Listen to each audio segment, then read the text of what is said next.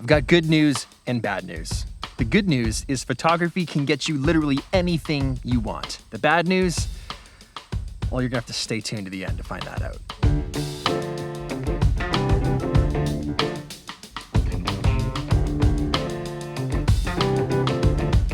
Photography is the catalyst to everything. Photography can get you anything you want. It's kind of like one passion fires the other passion. So if you're passionate about photography and cars, you can use that primary passion, photography, to get a foothold within the automotive industry. Maybe that's just buying and selling. Maybe that's actually being the photographer for a certain car brand. You're using that initial passion, which is photography, to fuel the secondary, third, fourth, fifth, and so on. For instance, a great example is my friend Lane Dorsey, who is a photographer that also happens to love fashion, which then turned into a business, Master Supply Co., making jackets, and he uses that photography to supplement the fashion, so the two things work together. I truly believe that this formula is a way to get in the door with pretty much any industry possible.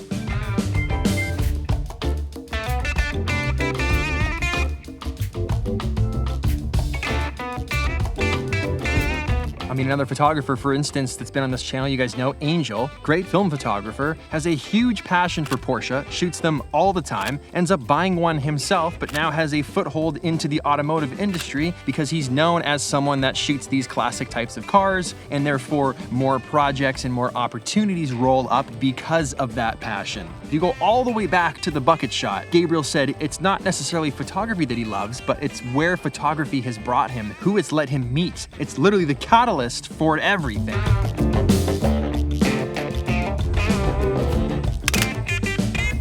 I'm currently trying to get through a test roll of a camera just to make sure everything's good with the roll, there's no light leaks, and just to know the camera.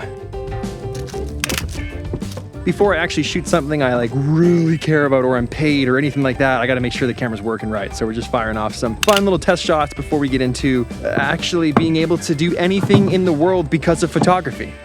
I think the angles from up here, cropped like this. I think looking out, yeah.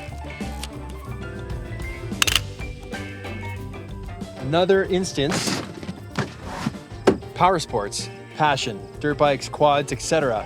Used photography to photograph that passion, which led to me being an ambassador and doing a ton of work for Can-Am. That's a perfect example of marrying the two things together and how photography can kind of get you everything you want. One of the reasons I have a classic truck, two classic trucks, is because I love to photograph them. Photographing those trucks and my interest in photographing vehicles is the only reason I ended up where I ended up in this video, photographing hypercars out of a ridiculous garage in Utah. But it all comes back to the camera, which put me there in the first place. So now my passion has put me in this location and enabled me to be in a position to buy another classic, which then I can continue photographing, which keeps the cycle going round and round. To buy another classic. To buy another classic. To buy another classic. Remember that video we did about the gimbal? We were in Supercar Ron's garage and he had a nice 1979 Trans Am. I'm gonna try and buy it off him today.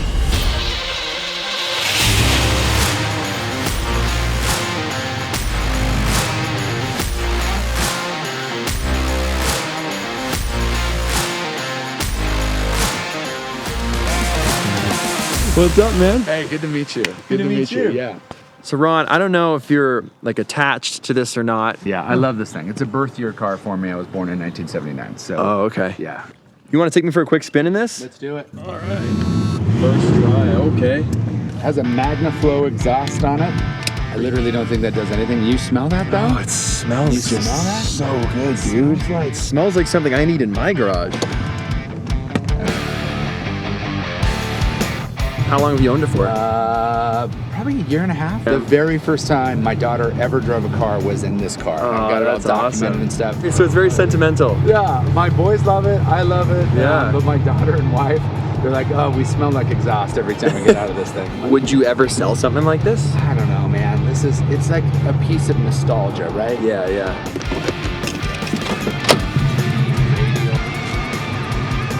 one thing right off the bat. I'm 6'3" and change, and I fit perfectly. Yes, dude. Yes. It fits perfectly. Yes. It's a consideration of mine too, because I'm 6'3". Oh, And, like, okay. Yeah.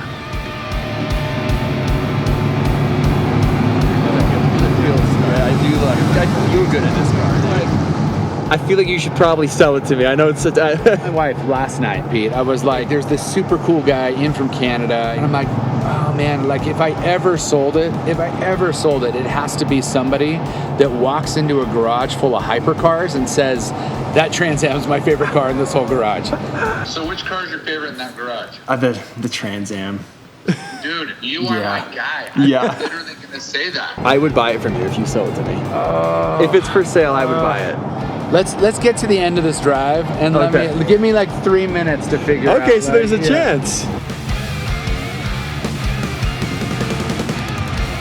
He said if he was to sell it, he would sell it to me. No way. But he hasn't said he would sell it yet. You're on the list. But like you're top. I said there's a chance. Favorite car in my garage, so that means something to me because he was instantly drawn to it, kind of like I was instantly drawn to it. But two, Pete's on YouTube all the time, and I expect to see this bad boy show up.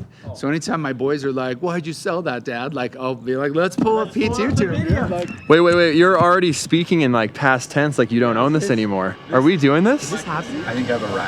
Okay, this car's yours. Oh no, are we doing Yeah, it? let's shake it. Let's shake Done. it. All right. Boys just bought the Trans Am. Insane, bro. Oh my. When you pulled up, I could just feel it. You look good. I felt good, dude. I felt Can I good. sit in your car? It'd be my honor. Enjoy, my friend. Thanks, dude. Seriously. Yeah, that was awesome. Photography is the catalyst for everything. Relationships, businesses, new passions, new hobbies, careers, travel. And you look at travel influencers, travel vloggers, travel enthusiasts. They go one place, they capture great content, they meet great friends, then those friends travel to another place, and before you know it, these people have a career traveling from place to place, photographing the world. You can literally track it back to anything. Everyday carry, Pete's pirate life, pocket knives, whatever you're into, photography is the catalyst for that. Now that new Trans Am, the Firebird, is now a new muse for me to play with within the photography space. And where that will lead me, I have no idea. But round and round and round we go. So my advice to new photographers or people that are really passionate about photography, what I would recommend you do is find another passion that you have, something that you're equally as excited about or maybe just slightly less excited about, but still a passion in your life. And I would use photography to, in a way, exploit that. Photograph it as much as possible. Make videos about it. Make content around it. Post that content. Get that content out in front of people. Because it's not long before someone in that respective industry sees it and then hires you as a photographer to keep shooting the other thing that you love. It's a win-win. Now you've got two things that you love making you money together. That's the beginning of a career in photography. The unfortunate news, the bad news, is something's gotta go. I am not looking to be a vintage classic car dealer. I think it's a good practice if something comes in, something goes out. With that being said, unfortunately, with the addition of the new 79 Firebird, I'm going to have to sell the 63 Chevy C10. That's right, that's the one Howard and I built together, mostly Howard. There is not room for the both of them. So you won't be seeing that truck much more into the future because of the Trans Am. So if you live locally or wherever actually, and you want to buy the Chevy C10 from me, my Chevy C10, 1963, let me know. We'll leave an email in the description. And if you're actually serious or if you're one of my friends seeing this, reach out to me because that truck is officially for sale.